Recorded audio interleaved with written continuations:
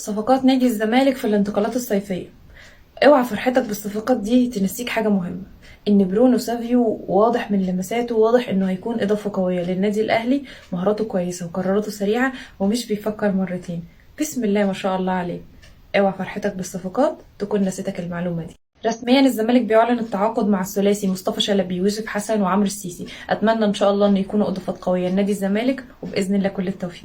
اللي قدامك ده عمرو السيسي، احدث صفقات نادي الزمالك، احسن خط وسط في تاريخ مصر كلها، احسن لاعب في الكوكب وفي المجر.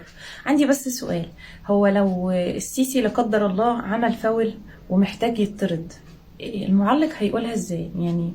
محتاجه بس اعرف المعلق هيجيله قلب ازاي يقول كارت احمر للسيسي. انا اسفه مش قصدي، بس انا بستفسر بس.